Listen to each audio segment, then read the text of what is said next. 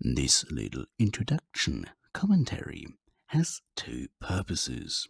First, I want to prove to you that is my real voice. No AI voice was used in the making of this audiobook. The following audio will be much better because I cleansed the audio files. Thus, you should not hear me breathing. Second, I must address that there are two types of mythology. First, mythology as stories. They are not real events, but used for illustrative and pedagogical reasons.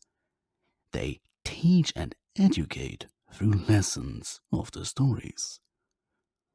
And Hesiod's Theogony belongs in that category, as do the stories of Homer as well. And they are symbolic. So, changing the characteristics of one of the wonderful deities does change the overall teaching and meaning. And second, mythology as religion. It is here where we have rituals, prayers, festivals, temples, and so on. Mythology is an illustration of the religion, and the religion is not based upon mythology, but vice versa.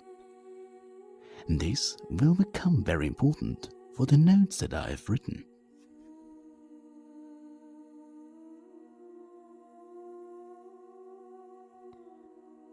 Theogony.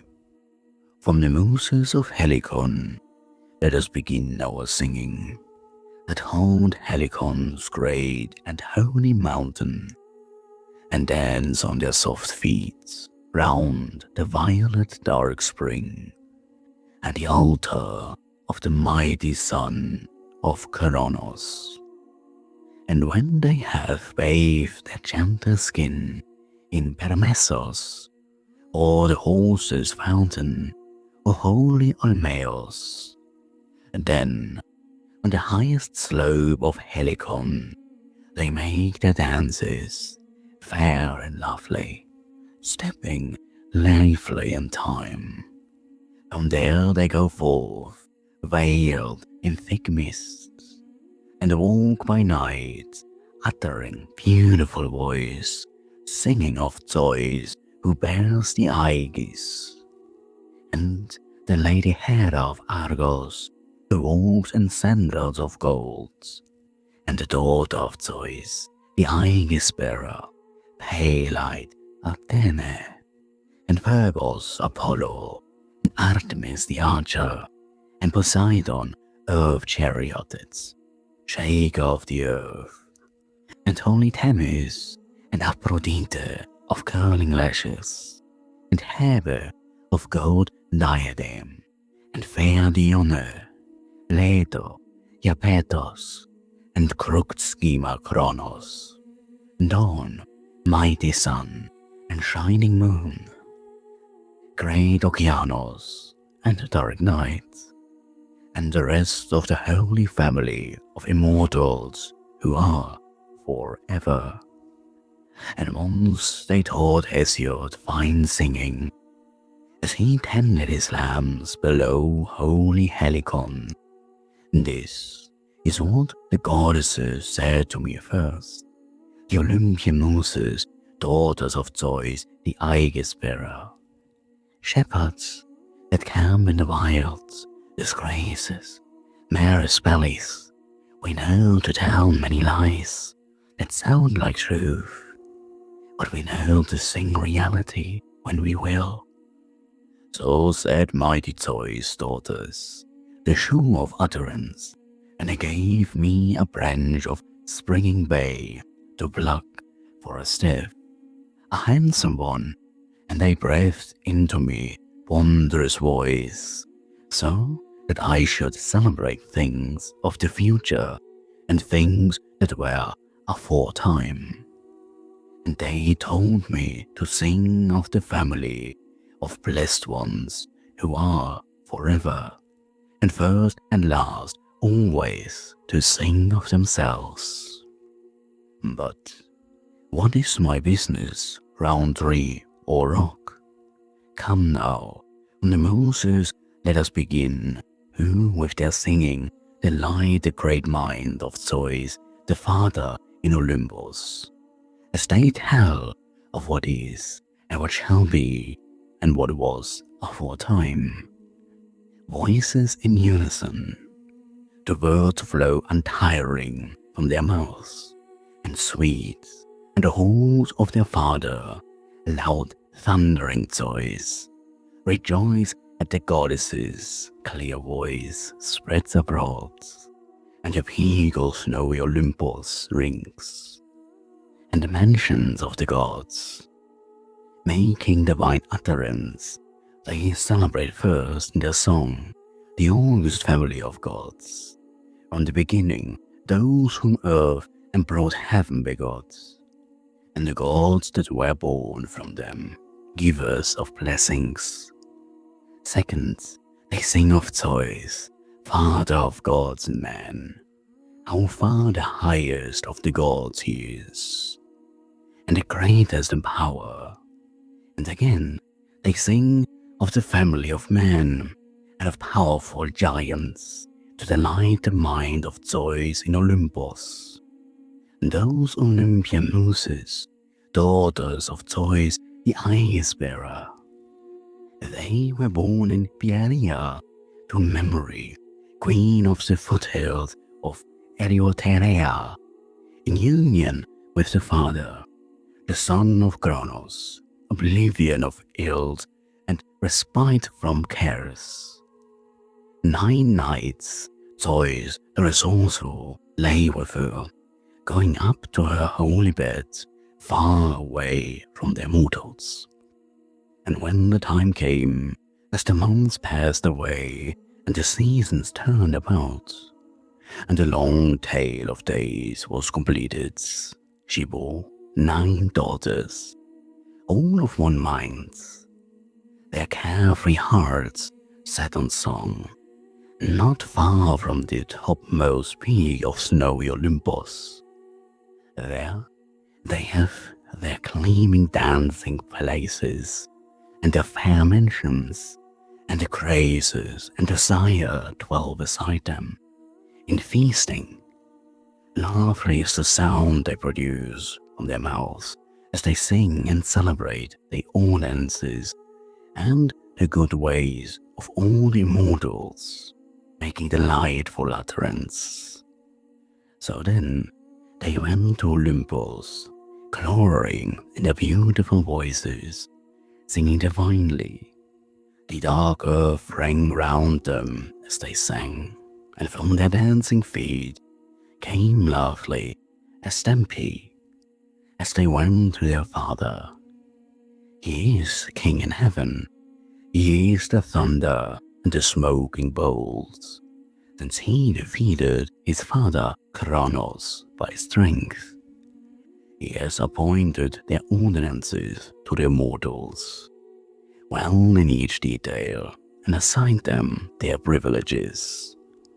This is what the Muses sang, who dwell in Olympus, the 9 daughters born of great Zeus, Clio and Euterpe, and Alea and Melpomene, Terpsichore and Erato, and Polyhymnia and Urania, and Calliope, who is chief among them all.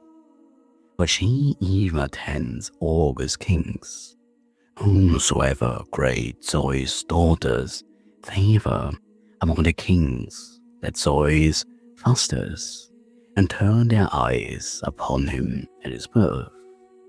Upon his tongue they shed sweet dew, and out of his mouth the words flow honeyed, and the peoples all look to him as he decides what is to prevail with his straight judgments. His words is sure, and expertly he makes a quick end of even great disputes. This is why there are prudent kings. When the peoples are wronged in their dealings, they make amends for them with ease, persuading them with gentle words. when he goes among a gathering, they see his favor with conciliatory reverence, as if he were gods, and he stands out among the crowds. Such is the Muses' holy gift to man, while it is from the Muses and far-shooting Apollo that men are singers and satiricists on earth, and from Zeus that they are kings. Every man is fortunate whom the Muses love. The voice flows sweet from his lips, and though a man's heart be withered with the grief of a recent bereavement, if then a singer, the servant of the Muses, sings of the famous deeds of men of old, and of the blessed gods who dwell in Olympus, he soon forgets his sorrows and thinks no more of his family troubles, quickly diverted by the goddess's gifts. Farewell now, children of Zeus, and grant me delightful singing.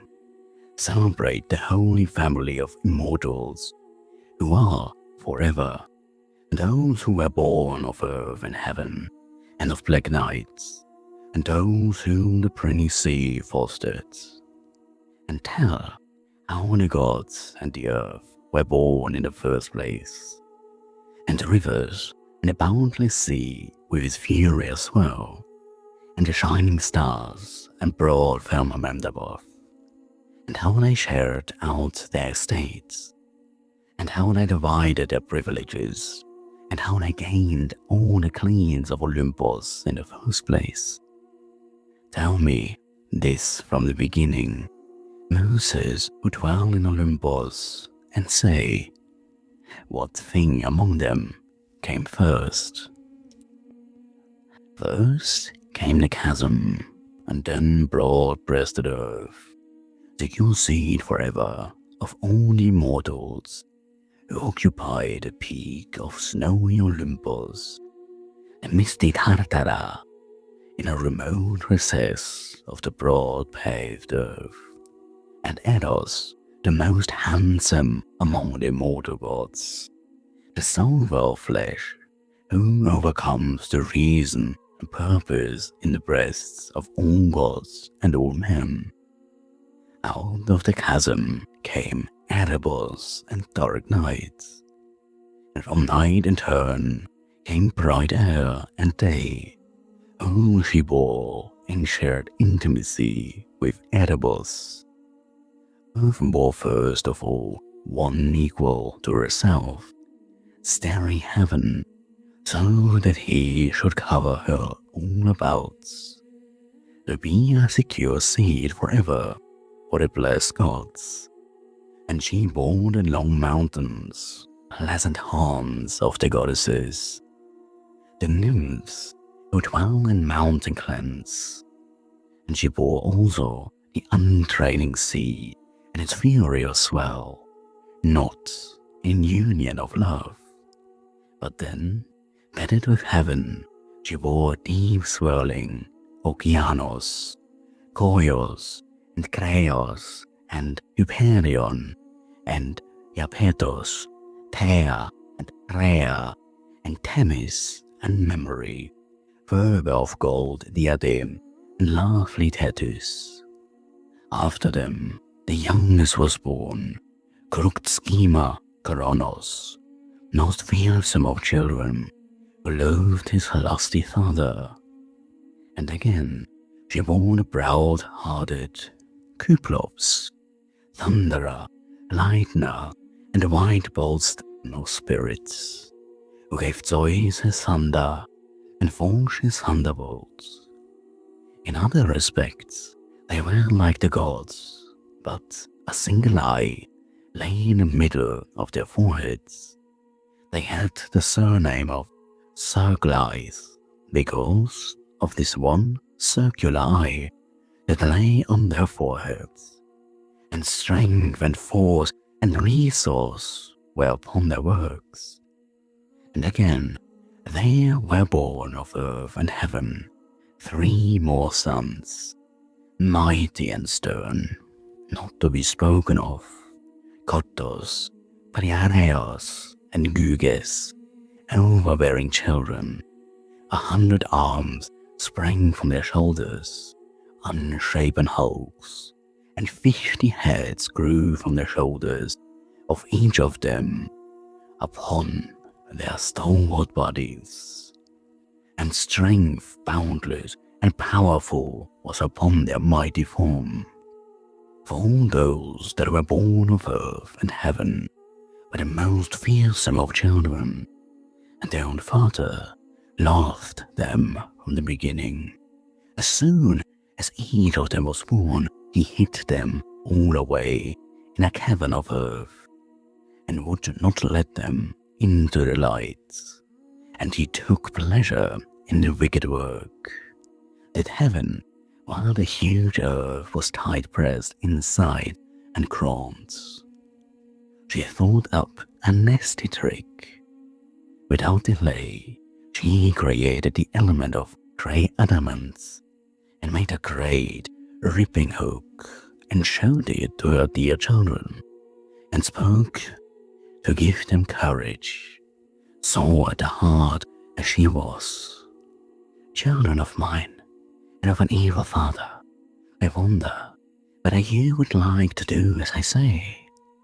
We could get redress for your father's cruelty. After all, he began it by his ugly behavior. So she spoke, but they were all seized by fear, and none of them uttered a word. But the great, crooked schemer Kronos took courage, and soon replied to his godmother, "Mother, I will undertake this task and accomplish it. I am not afraid of unspeakable father. After all, he began it by his ugly behavior." So he spoke, and mighty earth was delighted. He set him hidden in ambush, put the sharp-toothed sickle into his hand, and explained the whole stratagem to him.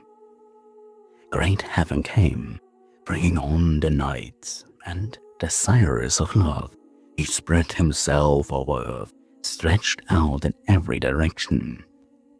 His son reached out from the ambush with his left hand.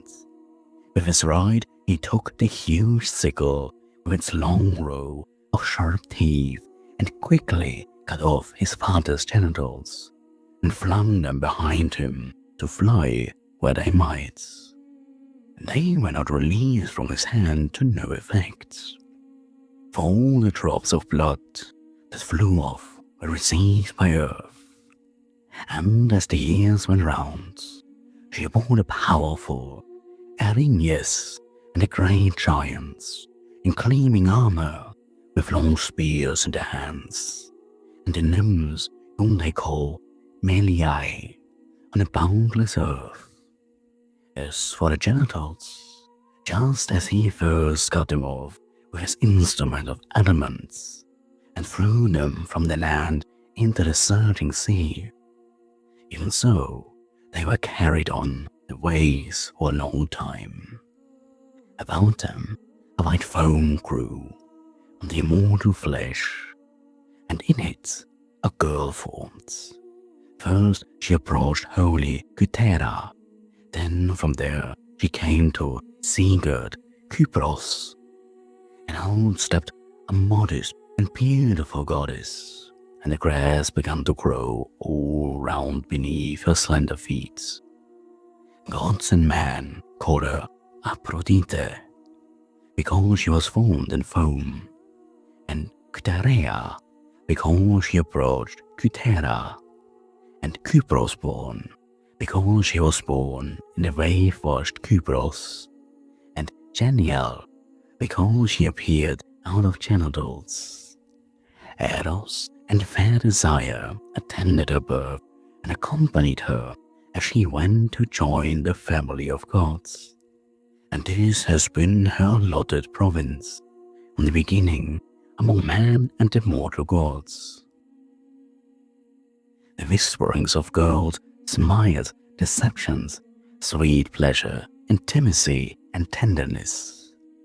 as for those children of great heaven, their father, who begot them, reared them and gave them the surname of Titans, saying that straining tides in wickedness they had done a serious thing, and that he had a title to revenge for it later.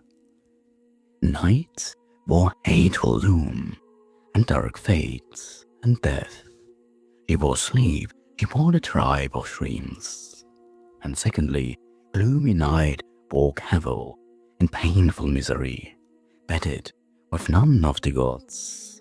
And the Hesperides, who mined fair golden apples beyond the famed Okeanos. And the trees that bear the fruits, and the fate she bore, and the mercilessly punishing furies, who persecute the transgressions of man and gods. Never do the goddesses cease from their terrible wrath until they have paid the sinner his due. And baleful night gave birth to resentment also, and affliction for mortal man. And after she bore deceit and intimacy and accursed old age. And she bore hard-hearted strife, hateful strife for painful toil, neglect, starvation, and tearful pain, battles, combats, bloodshed and slaughter, quarrels, lies, pretendances, and arguments, disorder, disaster, neighbors to each other, and oath, who most harms man on earth, when someone knowingly swears false. See fathered Nereus, reliable and true, the youngest of his children, and they call the old man so, because he is never failing and kindly, and those not neglected what is right, but has a just and kindly mind. Then again he fathered great Taumas and noble Porycus in union with earth, and Cato of the lovely cheeks, and Eurybia, who had a spirit of adamant in her breast. From Nereus were born numerous goddess children, and the untraining sea, and from Doris, lovely-haired daughter of Okeanos, the unending river. Proto, Eucrante, Sao, and Amphitrite, Eudora, Thetis, Galene, and Glauce, Cumotoe, swift Speo, and lovely Thalia, Pasitea, Erato, and Rose Eunike, delightful Melite, Eulimene, and Agaue, Dodo, and Proto, Perosa, Dynamene, Nasaea, and Actaea, and Protomedea, Doris, Panope, and beautiful Galatea, lovely Hippotoe, and Rosian Hyponoe, Cumodoke, who steals with ease the waves in the misty sea and the gusts of strong blowing winds, with Cumotolege and fair-angled Amphitrite, Cumo and Aeone, and fair diadem Halimede, smiling Glauconome, and Pontoporea, Leagora, and Euagora, and Laomedea, Polynoe, Autonoe, and Lysianassa, Euarne, lovely of build and perfect to behold, and Psamate, of charming body, and gracious Menippe, Neso, Eupompe, Themisto, and Pronoe, and Nemertes, who has her immortal father's manner. These were born of the excellent Nereus, 50 daughters of excellent attainments. Thaumas married a daughter of deep-flowing Okeanos, Electra, and she bore swift Iris and lovely-haired Harpies, Aello and Ocypeta, who race with the gusts of the wind and with the birds on swift wings, but they hurled on high to Perkis, Kate of all women, fair of cheek, white-haired from birth.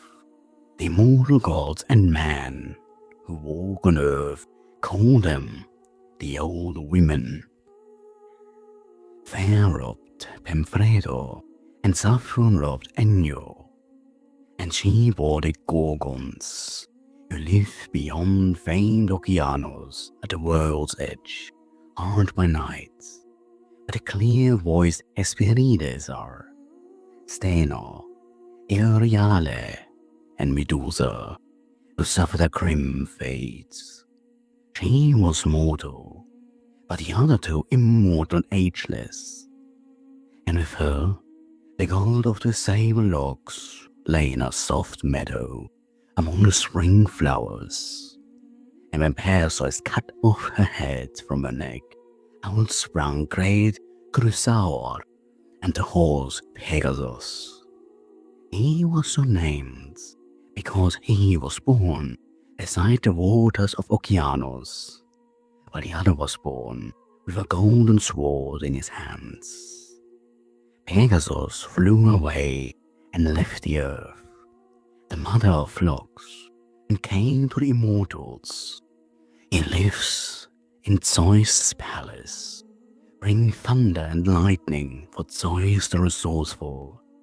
Chrysaor fathered three-headed Geryoneos in union with Calliope, daughter of famed Okeanos. The mighty Heracles despoiled him beside shambling oxen in sea-girt Erythea on the day when he drove off the broad-browed bolts to holy Tiryns, after he had crossed Okeanos and killed Orthos, and the herdsman Erythion in the misty ranch beyond famed Okeanos. But Cato bore another impossible monster, not like mortal man nor the immortal gods, in a hollow cave. The wondrous Echidna, stern of heart, who is half a nymph with fair cheeks and curling lashes, and half a monstrous serpent, terrible and huge, clinging and ravening, down in the Hades of the innominous earth. There she has her cave, down below in a hollow cliff, far away from immortal gods and mortal man, where the gods allotted her a home to dwell.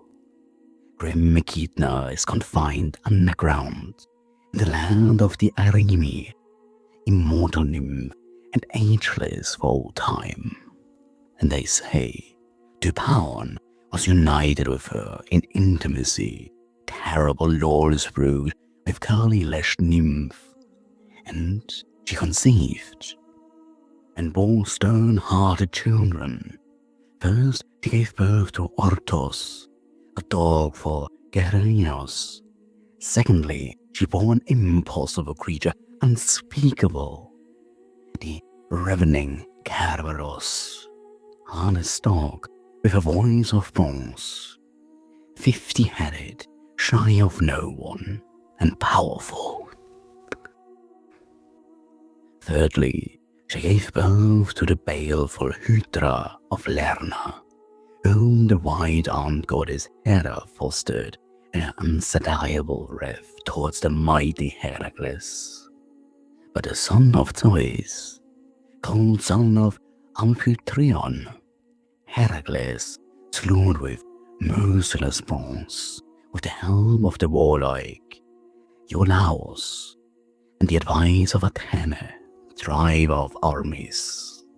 But she bore Chimera, who breathed invincible fire, a terrible, great creature, swift-footed and strong. She had 3 heads, one of a fierce lion, one of a she-goat, and one of a powerful serpent. He was killed by noble Bellerophon, with Pegasus, but she, surrendering to Ordos, bore the baneful Sphinx, death to the people of Catmos, and the Nemean lion, which Hera, Zeus' honored wife, fostered and settled in the foothills of Nemea, an affliction for men. And there it lived, harassing the local peoples, monarch of Tretos in Nemea and of Apessas. But mighty Heracles falls overcame it. The youngest at Ketebor and shared intimacy with Porcus was the fearful serpent that guards the golden apples in a hidden region of the dark earth, at its vasty limits. And that is the descendants of Cato and Porcus. They do sport Oceanos, the swirling rivers, the Nile, Alpeos, and deep swirling Eridanos, Strymon, Maeander, and fair-flowing Danube, Tarsis, Rhesos, and silver-swirling Achelos, Nessos, Rhodios, Haliacmon, Heptaporus, Granicos, and Dysepos, and wondrous Simois, Peneos, Hermos, and flowing Caicos, great Zangarios, Ladon, Parthenios, Eoenos, and Ardescos, and wondrous Scamander. And she bore the holy family of nymphs, who nurture man on earth with the Lord Apollo and the rivers, having this function allotted by Zeus.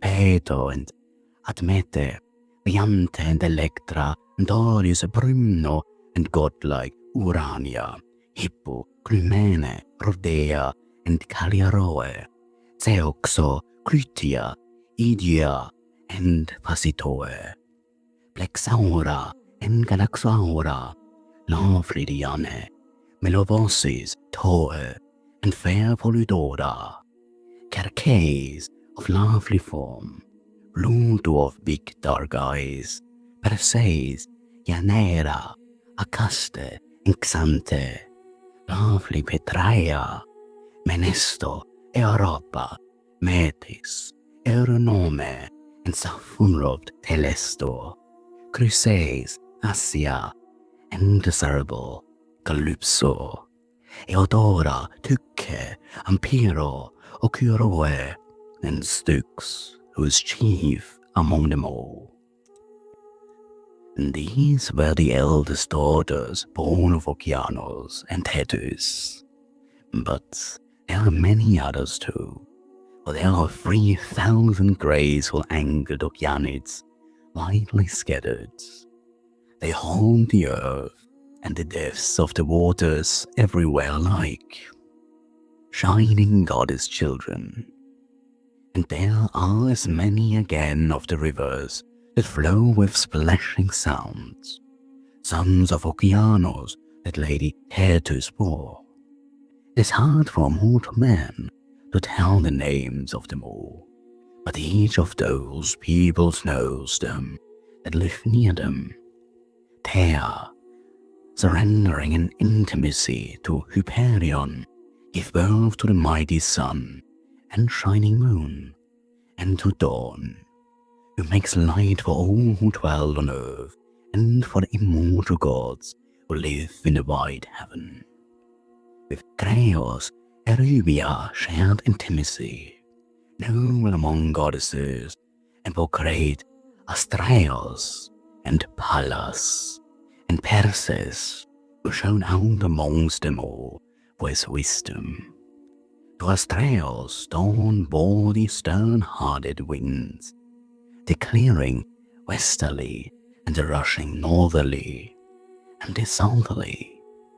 God is with God better than love, and after them the mist bore one great birth to the morning star, and the shining stars, the heaven's garlands. Styx, daughter of Oceanos, in union with Pallas, bore aspiration, and trim-ankled victory in her halls, and power and strength, outstanding children who will not live apart from Zeus, nor take their seats, nor go except where the god goes before them. But they sit forever beside heavy moving Zeus. For so did Styx, perennial Oceanid, determine on that day when the Olympian Lightner called all the immortal gods to long Olympus, and said that whoever of the gods would fight the Titans with him, he would not smite any of them down from his privileges, but each one would keep the honor he had had before among the immortal gods. And he said that whoever was unhonored by Kronos and unprivileged, he would set him in the path of honor and privileges, as is right and proper.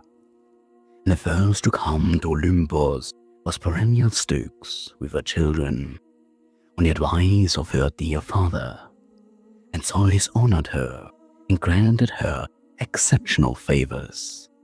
He made her to be the great oath of the gods, and her children to dwell with him for all time. In the same way, he fulfilled his promises to all throughout, but he himself has the power and the kingdom. Phoebe came to Coil's bed of delight, and conceiving then, goddess with god united in an intimacy, she bore saber-robed Leto, ever gentle, mild towards man and immortal gods, gentle from the beginning, most kindly in Olympus. She bore also Asteria, whom it is good to speak of, whom Perseus later brought home to his great house, to be known as his dear wife. There she conceived and bore Hecate, whom Zeus, son of Kronos, honored above all others, granting her magnificent privileges, a share both of the earth and of the untraining sea. On the starry heaven, too, she has a portion of honor, and she is the most honored by the immortal gods. Even now, when an earthly man, sacrificing fine offerings, makes ritual propitiation, he invokes Hecate, and great favor readily attends him.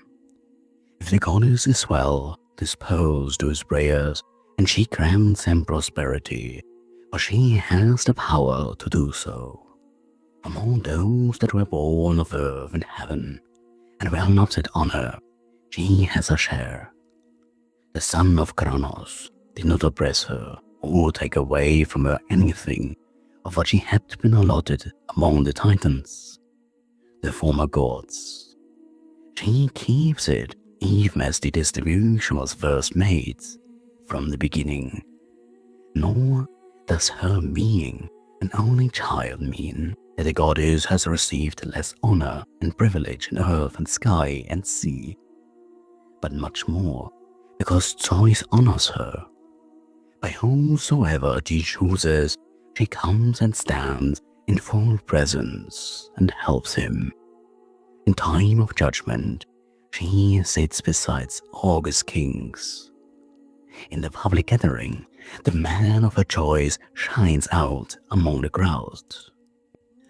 When men arm themselves for battle and slaughter, there the goddess comes and stands by whichever side she chooses to grant victory with her favor and hand them glory. She is in good for standing by cavalry, and she chooses to, and good again when men compete in athletic contests. There, the goddess comes and stands by them too, and helps them. And victorious by his strength and power, a man wins the fine prize with ease and joy, conferring glory on his parents. To those too who tell the Shirley Cray, and who pray to Hecate and the strong thundering shake of earth, Easily the proud goddess grants a large catch, but easily she takes it away when it is sighted, if she so chooses. She is good for increasing the livestock in the folds together with Hermes, herds of cattle, and brought herds of goats and flocks of fleecy sheep. If so she chooses, she makes great out of small, and less out of many. So, even though she is an only child on her mother's side, she is honored among the mortals with every privilege. And the son of Kronos made her a fosterer of the young, for those whose eyes since her birth have seen the light of far-sighted day. So, she has been a nurse of the young from the beginning, and these are her privileges. Rhea, surrendering to Kronos, bore resplendent children, Hestia, Demeter, and gold-sandaled Hera, mighty Hades, who lives under the earth, merciless of heart, and the booming shaker of earth, and Zeus, the resourceful father of gods and men, and whose thunder the broad earth is shaken. The others great Kronos swallowed, as each of them reached their mother's knees from a holy womb. His purpose was that none but he of the lordly celestials should have the royal station among the mortals, for he learned from earth and starry heaven that it was fated for him to be defeated by his own child, powerful though he was, with the signs of great Zeus. So he kept no blind man's watch, but observed and swallowed his children. Rhea suffered terrible grief, but when she was about to give birth to Zeus, father of gods and men, then she begged her dear parents, earth and starry heaven, to devise a plan so that she could bear her child in secrecy and make Kronos pay her father's furies and those of the children he had been swallowing. Great Kronos took crooked scheming, and they took heed and did as their dear daughter asked, and told her all that was fated to come to pass concerning Kronos the king and his stern-hearted son. And they told her to go to Lyktos, to the rich Cretan land, and she was due to bear the youngest of her children. Great Zeus, mighty earth, accepted him from her to rear and nurture in broad Crete. There she came carrying him through the swift dark night, not stopping until she came to Lyktos, and taking him in her arms, she hid him in a cave hard of access, down in the secret places of the luminous earth, in the Aegean mountain, with its dense woods. Then she wrapped a large stone in baby cloth and delivered it to the Son of Heaven, the great Lord, King of the former gods. Seizing it in his hands, he put it away in his belly, the brood, and realizing that thereafter not a stone but his son remained secure and invincible, who before long was to defeat him by physical strength and drive him from his high station, himself to be king among the mortals. Rapidly then the Lord's courage and resplendent limbs grew, and when their due time came round, the great crooked schemer Kronos, tricked by the cunning counsel of earth, defeated by his son's strength and stratagem, brought his brood back up. The first he spewed out was the stone, the last he swallowed. Zeus fixed it in the wide-paved earth at holy Pluto, in the clans of Parnassus, to be a monument thereafter and a thing of wonder for mortal man. He set his father's brothers free from their painful bondage, the sons of heaven whom their father in his folly had imprisoned. And they returned thanks for his goodness by giving him thunder and lightning and the smoking bolts, which mighty earth had kept hidden up to then. With these to rely on, he is Lord of mortals and immortals. Iapetus married a trim-anchored oceanic nymph, Clymene, and went up to share one bed with her. She bore him Atlas, a stern-hearted child, and proud Menoetius, and Prometheus, subtle, shifting, scheming, and misguided Epimetheus, who from the start turned out a disaster to men who live by breadth, since he was the original one who received a molded maiden from Zeus for a wife. The lawless Menoetius was sent down to the darkness by wide-seeing Zeus with a smoking bolt. Because of his wickedness and overbearing strength, Atlas, on a strong constraint, holds up the broad sky with his head and tireless hands, standing at the ends of the earth, away by the clear-voiced Hesperides. But Zeus the resourceful assigned him this lot, and he bound crafty Prometheus in inescapable fetters, grievous bonds, driving them through the middle of a pillar. And he set a great winged eagle upon him, and it fed on his immortal liver, which grew the same amount each way at night as the great bird ate in the course of the day.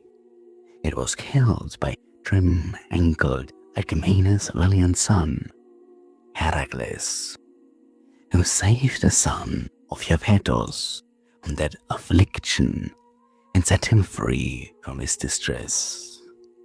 Olympian Zeus, who rules on high, was not unwilling, intending that the fame of Heracles, born at Thebes, should be still greater than before upon the wide pastured earth.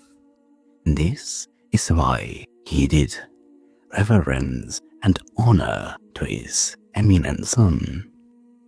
And irate though he was, and the anger he had before, which was because Prometheus pitted his wits against the mighty son of Kronos.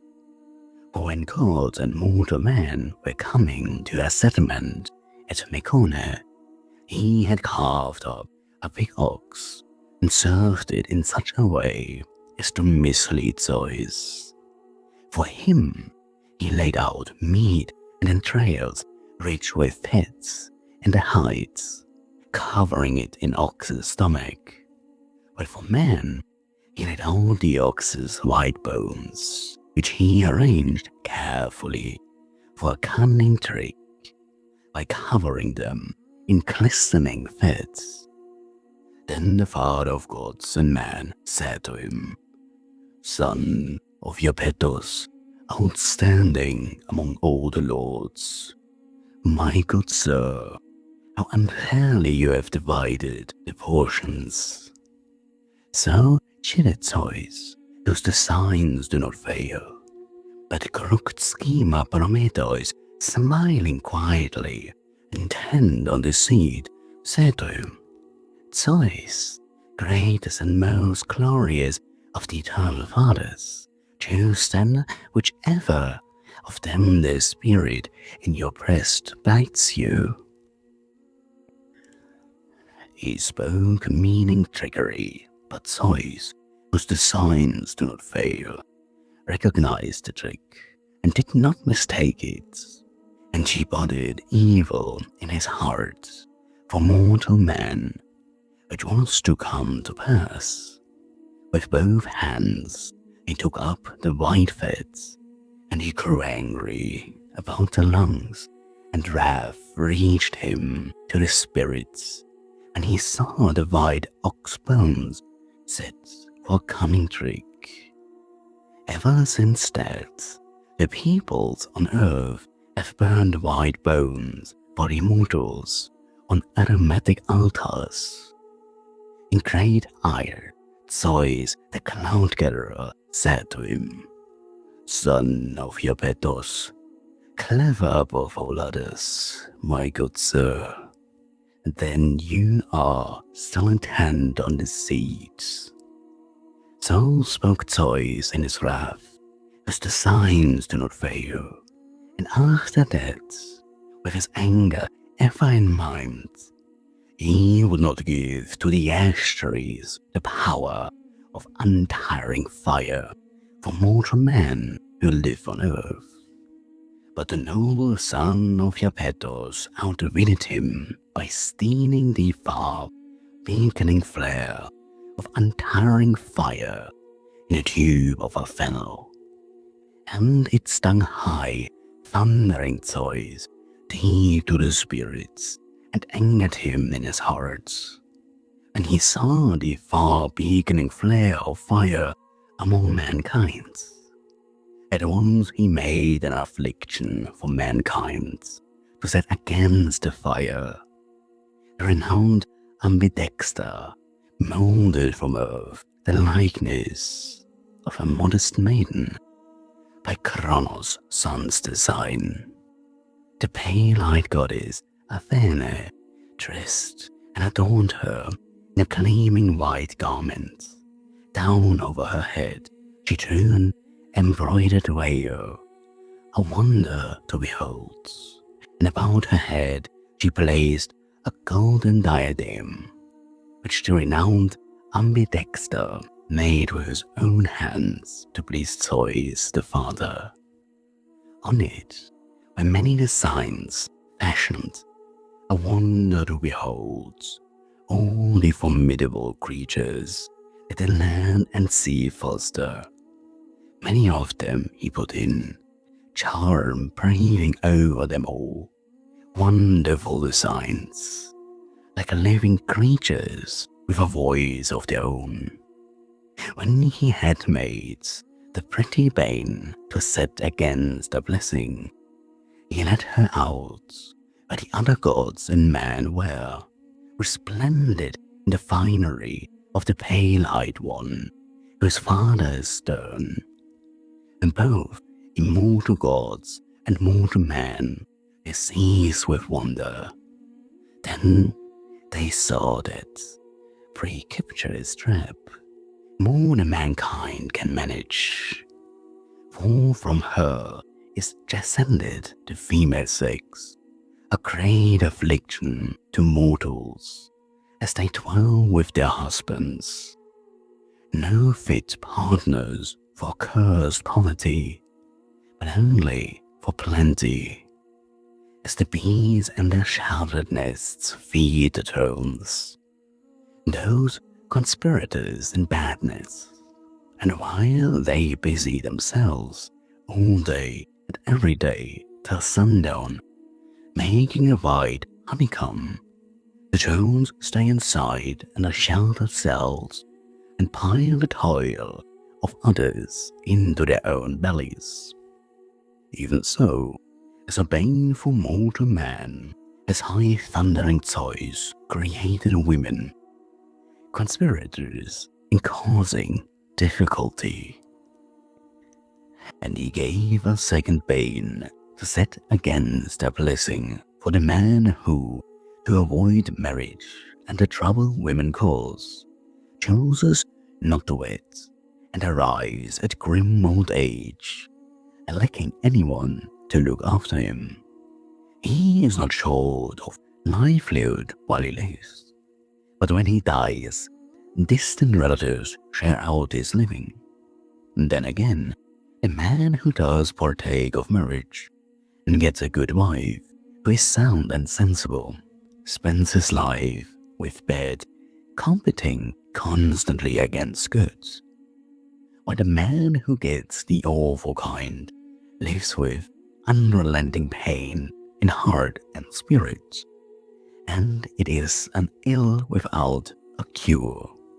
Thus, there is no way of deceiving or evading the mind of choice, since not even Iapetos, son, sly Prometheus, escaped the weight of his wrath. With all his cleverness, a strong Theta holds him in cheek. When their father first became hostile towards Opriareos, Kotos, and Gyges, he bound them in powerful fetters, indignant at their overbearing strength and aspect and stature, and settled them below the wide paved earth. There they sat at the world's end, living in misery below the earth, at the great world's limits, and for a long time they were suffering there with great pain at heart. But the son of Kronos and the other immortal gods whom lovely-haired Rhea bore in intimacy with Kronos brought them up against into the light on Earth's advice, but she told them everything at length, that with their help they would win victory and their proud claim. For long they had fought against each other in fierce combat, and the struggle gave them pain at heart. The Titan gods and those that were born of Kronos, the proud Titans from high Orthrus, and from Olympus, the gods, givers of blessings, whom lovely-haired Rhea bore, bet dead with Kronos. They had been fighting each other continually, now for 10 full years, and the fight gave them pain at heart, and to neither side came solution or end of the bitter strife, and the outcome of the war was equally balanced. But when Zeus provided those allies with full sustenance, nectar and ambrosia, such as the gods themselves eat, and the proud spirit vexed in all their breasts, then the Father of gods and men spoke to them. Hearken to me, proud children of earth and heaven, and let me say what the spirit in my breast bites me. For long now we have been fighting each other for victory and power. Day after day, the Titan gods and we who were born of Kronos. But now you must display your great strength and your terrible hands against the Titans in a fearful slaughter, remembering our faithful friendship and how much you suffered before our decision brought you back into the light from your dismal bondage down in the misty darkness. So he spoke, and the excellent Kotos straightway replied, Friend, what you say is not unfamiliar to us. We know that you have exceeding intelligence and exceeding insight, and that you have been the immortal savior from chilling peril, and that it is by your providence that we have come back up from the misty darkness and our harsh bondage. Lord, son of Kronos, after sufferings we never anticipated. So now, in turn, with fixed purpose and willing spirit, we will secure your supremacy in the terrible slaughter by fighting the Titans in fierce combat. So he spoke, and the gods, givers of blessings, applauded when they heard his words. Their spirits began to yearn for battle even more than before, and they raised such conflict as none would find fault with. All of them, both females and males, on that day, the Titan gods, and those born of Kronos, and those whom Zeus brought to the light from the gloom beneath the earth, fearful and powerful ones, with overbearing strength. 100 arms sprang from the shoulders of each of them, and 50 heads grew from their shoulders above their stalwart limbs. These then engaged the Titans in grim slaughter, with sheer cliffs in their stalwart hands, while the Titans on the other side strengthened their battle lines with a will. Both sides displayed a feat of main force, and the boundless sea roared terribly round about. The earth crashed loudly, and the broad sky quaked and groaned. Long Olympus was shaken to its foundations by the onrush of the immortals. The heavy tremors on their feet reached misty Tartaros, and the shrill din of the indescribable onsets and the powerful bombardments. So it was when they discharged their woe-laden missiles at each other. The voices of the two sides reached the starry heaven as they called out, clashing with loud battle cries. Now Zeus held in his strength no longer. Straightway his lungs were filled with fury, and he began to display his full might. From heaven and from Olympus together he came, with continuous lightning flashes, and the bolts flew thick and fast from his stalwart hand, amid thunder and lightning, trailing supernatural flames. All around, the life-bearing earth rumbled as it burned, and the vast woodlands crackled loudly on every side. The whole land was seething, and the streams of Okeanos and the untraining sea, the hot blast enveloped the chthonic titans. The indescribable flames reached the divine sky, and the sparkling flare of the thunderbolt and the lightning dazzled the strongest eyes. An amazing conflagration prevailed over the chasm. To see it directly with the eyes and to hear the sound with the ears, it seemed just as if earth and broad heaven above were coming together, for even such a mighty din would be arising with a being crashed down upon him and crashing down from above. So great a din there was as the gods clashed in strife, and in addition the winds magnified the quaking, and the dust and the thunder, and the lightning and smoking bolts. Great Zeus wizardries, and carried the noise and shouting of both sides together. The din that arose from the terrible conflict was immense, and there was a powerful action that was displayed. The scales of battle turned, but until then, they attacked each other, fighting furiously in fierce combat. In the forefront, Cottos, Piareos, and Gyges, who was never sated with battle, raised bitter conflicts. 300 rocks from their stalwart hands they discharged in a volley, darkening the Titan sky with missiles, and they dispatched them below the wide-paved earth, and bound them in painful bondage, having defeated them by force for all their prides. As far below the earth as heaven is from the earth, for so far it is from earth the misty Tartaros.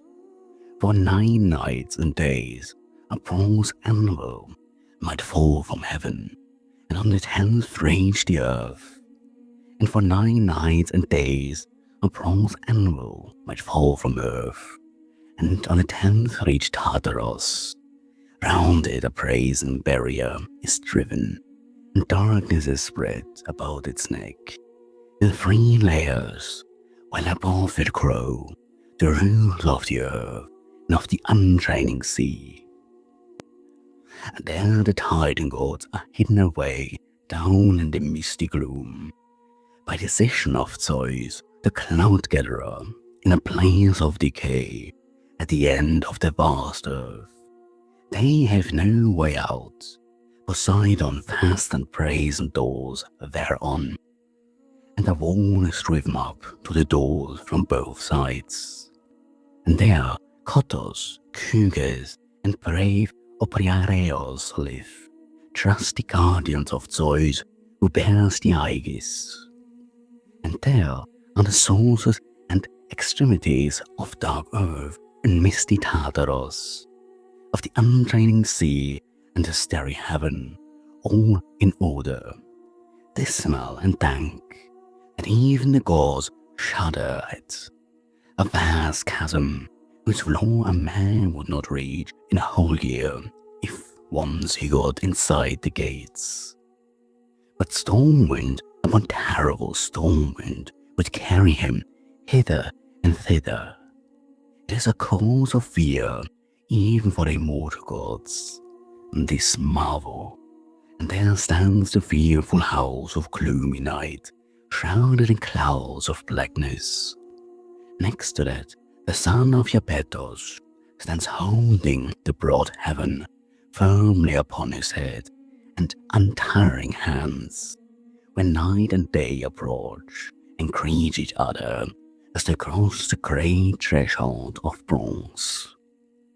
One goes in, one comes out. The house never holds them both inside, but always there's one of them outside the house ranging the earth, while the other waits inside the house until the time comes for her to go. One carries far-seeing light for those on earth, but the other, baleful night, shrouded in clouds of mist, cradles sleep, the brother of death. And there the sons of gloomy night have their dwelling, sleep and death, fearsome gods. Never does the shining sun look upon them with his rays when he goes up into heaven, nor when he climbs down from heaven. The one of them ranges the earth and the broad back of the sea, gentle and mild towards man. But the other has a heart of iron and a pitiless spirit of bronze in his breast. That man is his whom he once catches, and he is hateful even to the immortal gods. There, further on, stands the echoing house of the chthonic gods, and in front of it a fearsome hound stands guard. He is pitiless, and he has a nasty trick.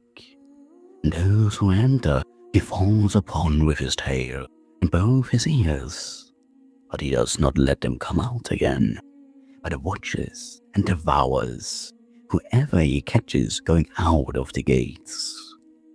And there dwells a goddess who makes the immortals shudder, awful Styx, eldest daughter of Okeanos, that flows back into itself.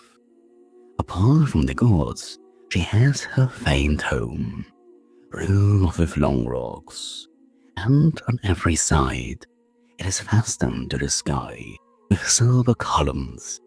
Rarely does Tauma's daughter, swift-footed Edis, go errands there over the broad back of the sea.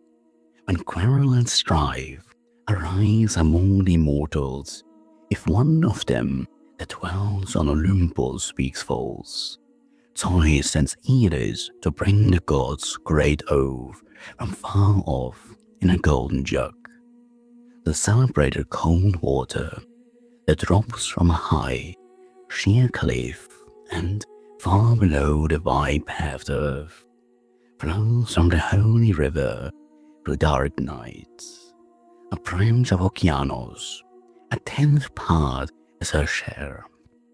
9 parts Okeanos winds round the earth and the broad back of the sea with her silver eddies, and falls into the brine, while at 1 part issues forth from the cliff, a great bane to the gods. Whosoever of the immortals that possesses the peak of snowy Olympus swears false upon, making a libation of that water, he lies without breathing for a full year, and never lays hands on ambrosia and nectar by way of foods, but lies breathless and voiceless on his bed, wrapped in a malignant coma. When he completes his long year of melody, another more trying ordeal succeeds the first. For 9 years he is cut off from the gods, who are forever, and does not join them once in council or feast for 9 whole years. But in the 10th he rejoins the company of the immortals, who dwell in Olympus. Such is the oath the gods have made of Styx's perennial water, elemental water that flows through a rugged region. There are the sources and extremities of dark earth and misty Tartarus, of the unshining sea and the starry heaven, all in order, dismal and dank, that even the gods shudder at. And there are the shining gates and the bronze threshold, firmly fixed with long roots, made by no craftsman's hands. And beyond, excluded from the company of gods, the Titans live, on the far side of the gloomy chasm. But the renowned alloys of loud crashing toys have their home at Okeanos foundations, Kotos and Gyges. But Peiareos are so worthy that the heavy booming shake of earth made him his son-in-law, giving him his daughter Cumopolea in marriage. Now, when Zeus had driven the Titans out of heaven, the huge earth bore as her youngest child, to Poeos, being united in intimacy with Tartarus by golden Aphrodite. His arms are employed in feats of strength, and the legs of the powerful god are tireless. Out of his shoulders came 100 fearsome snake heads, with black tongues flickering, and the eyes in his strange heads flashed fire under the brows. And there were voices in all his fearsome heads, giving out every kind of indescribable sounds. Sometimes they uttered as if for the gods' understanding, sometimes again the sound of a bellowing bull, whose might is uncontainable and whose voice is proud, sometimes again of a lion who knows no restraints, sometimes again of a pack of hounds, astonishing to hear. Sometimes again he hissed, and the long mountains echoed beneath. A thing past hope would have come to pass that day, and he would have become king of mortals and immortals, had the father of gods and men not taken sharp notice. He thundered hard and stern, and the earth rang fearsomely round about, and the broad heaven above, the sea and Okeanos stream, the realms of chaos. Great Olympus quaked under the mortal feet of the Lord as he went forth, and the earth groaned beneath him. A conflagration held the violet dark sea in its grip, both from the thunder and the lightning, and from the fire of the monster, on the tornado winds and the flaming bolts. All the land was seething in sky and sea. Long waves raged to and fro about the headlands on the onrush of the immortals, and an uncontrollable quaking arose. Hades was trembling, lord of the dead below, and so were the Titans down in Tartarus with Kronos in their midst. At the incessant clamor and the fearful fighting, when Zeus had accumulated his strength, then, and taken his weapons, the thunder, lightning, and smoking bolts, he leaped from Olympus and struck, and he scourged all the strange heads of the dreadful monster on every side. When he had overcome him by belaboring him with his blows, the whales collapsed, crippled, and the huge earth crowns. Flame shot from the thunderstruck lord, and he was smitten down in the mountain glens of rugged Athena.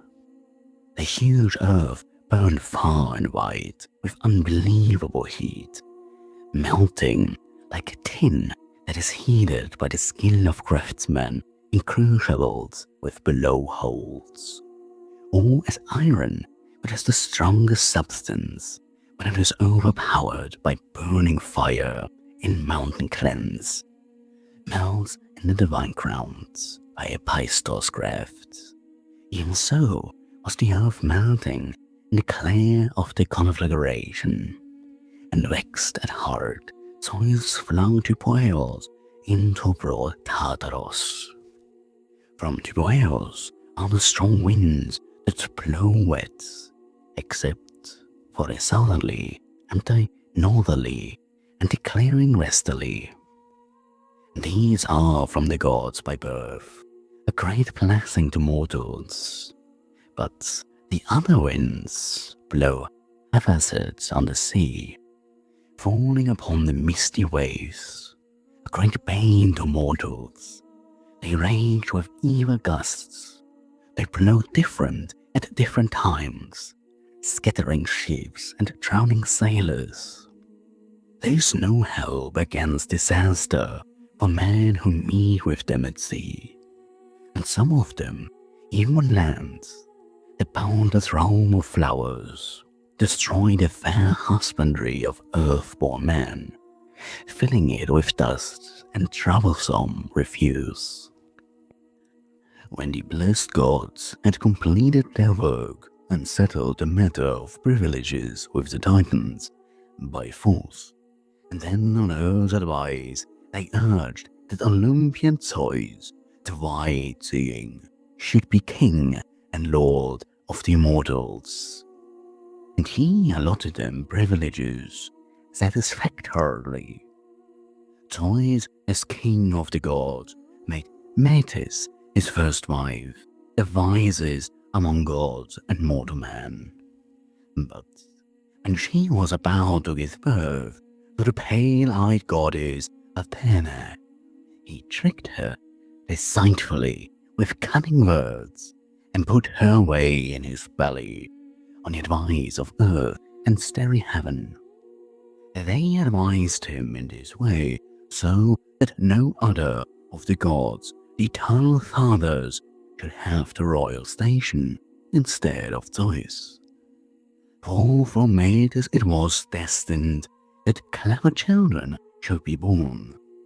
First, a pale-eyed daughter, Theogony, with courage and sound counsel equal to her father's, and then a son, she was to bear, king of gods and men, one proud of heart.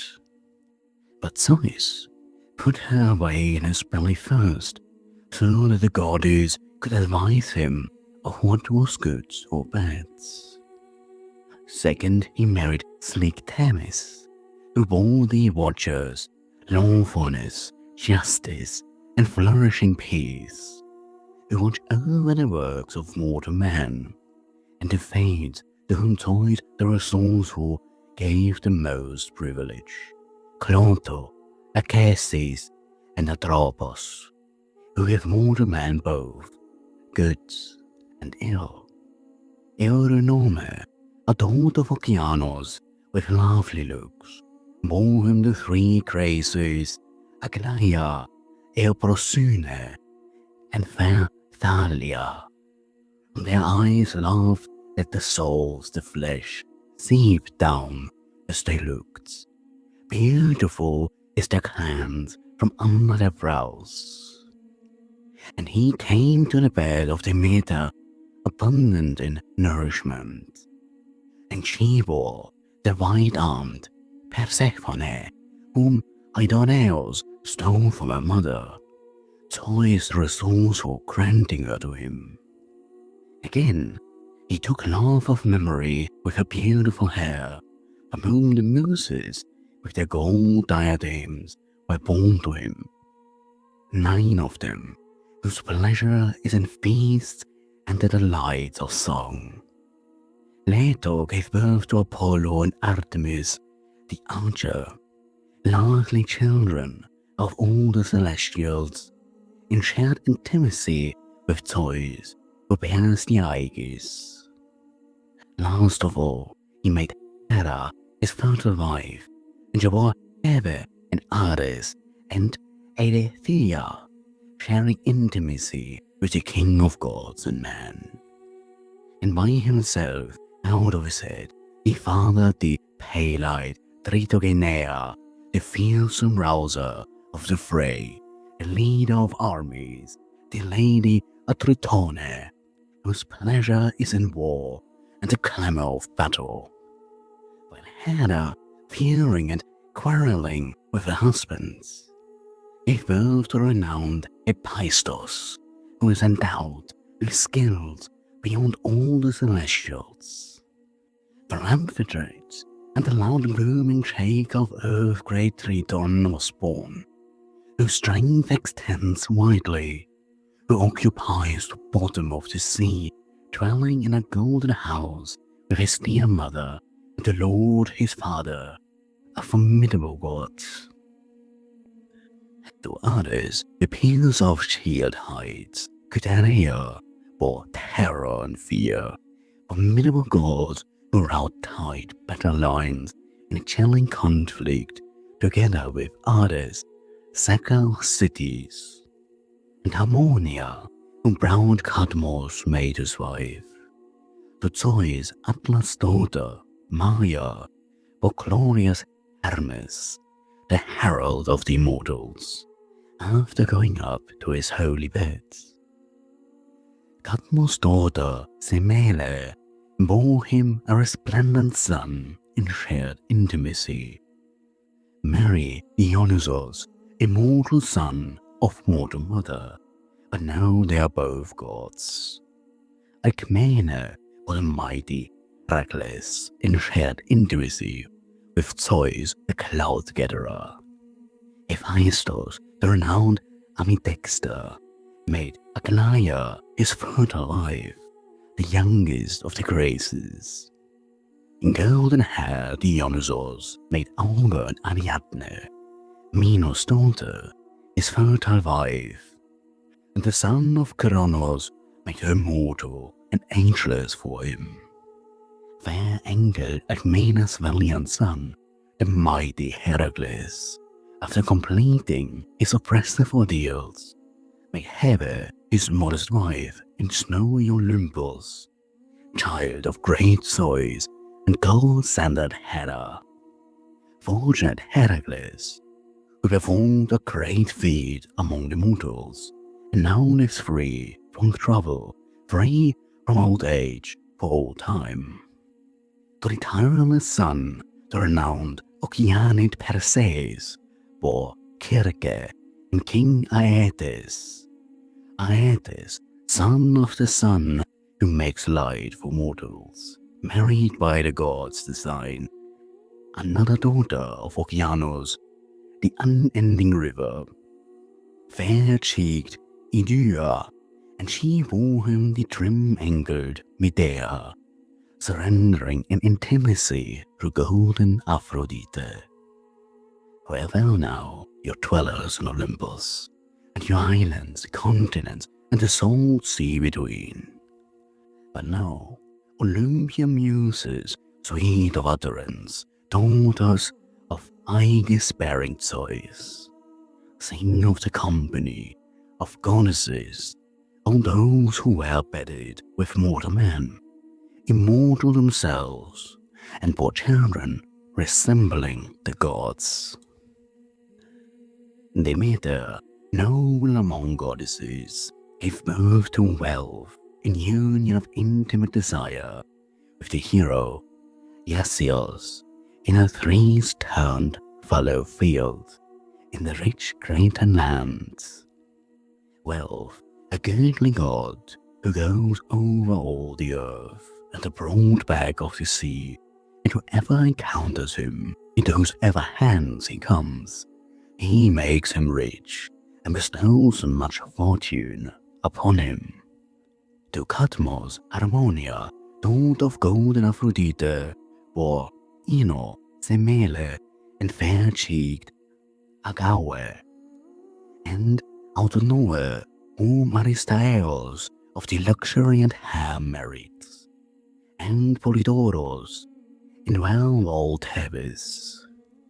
Oceanus' daughter, Calliope, sharing golden Aphrodite's intimacy with stout-hearted Chrysoa, bore a son, the strongest of all mortals, Geryoneus, whom mighty Heracles killed for shambling oxen in sea-girt Erythea. To Tithonus, dawn bore Memnon, bronze-armored king of the Ethiopians, and the lord Emathion.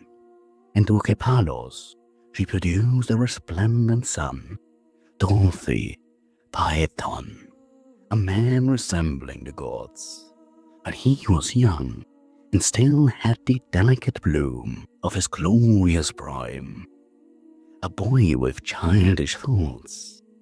Aphrodite, the lover of smiles, snatched him away and made him her closest servant in a holy temple, a noble hero. The son of Aeson took from Aetes the daughter of the Zeus-fostered king by the design of the gods. The eternal fathers, after completing the many oppressive ordeals enjoined upon him by the great overbearing king, tribute Peleus, who was wicked and stern in action. Having completed them, Aeson's son reached Iolcus after long sufferings, bringing the curly-lashed girl on his swift ship, and made her his fertile wife. And surrendering to Jason, shepherds of peoples, she bore a son, Medeus, whom Chiron, the son of Pylura, brought up in the mountains in fulfillment of great Zeus' purpose. As for the daughters of Nereus, the old man of the sea, Psamathe, noble among goddesses, bore Pocos, in shared intimacy with Aeacos, the golden Aphrodite, while the silver-foot goddess Thetis, surrendering to Peleus, gave birth to Achilles Lionheart, breaker of men. Cytherea, with the fair diadem, bore Aeneas in union of intimate desire with the hero Anchises, among the peaks and clans of windy Ida. Circe, daughter of the sun of Hyperion, in shared intimacy with Odysseus, the enduring of hearts, bore Acreos and Latinos, the excellent and strong, who were lords of all the famous Tyrrhenians, far away in a remote part of the Holy Isles.